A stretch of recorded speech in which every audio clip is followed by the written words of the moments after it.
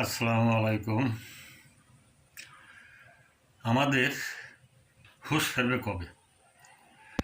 এই দীর্ঘদিন ধরে শুনে আসতেছি অমুক জায়গায় কয়লা পাওয়া গেছে, অমুক জায়গায় তেল পাওয়া গেছে, অমুক জায়গায় পেট্রোল পাওয়া গেছে।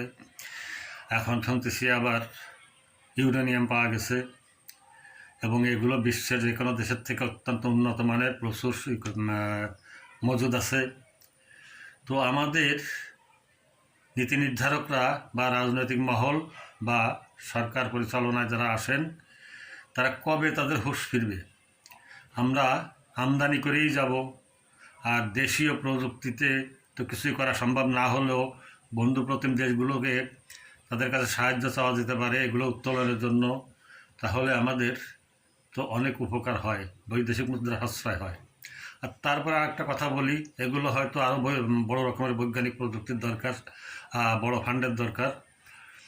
এই চিকিৎসা ব্যবস্থা ধরেন, দূরের এবং ব্যয়বহুল দেশগুলো বাদ দিলাম, ভারতে কত হাজার কোটি টাকা প্রতি বছরে যায়, তার কিছু অংশ টাকা খরচ করে তো বাংলাদেশে হচ্ছে ভালো মানের কয়েকটা হাসপাতাল করা যায়।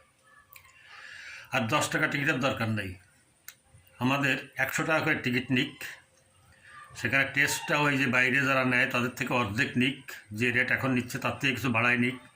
এটা জনগণ দিতে প্রস্তুত আছে এবং তাদের ততটুকু সামর্থ্য আছে।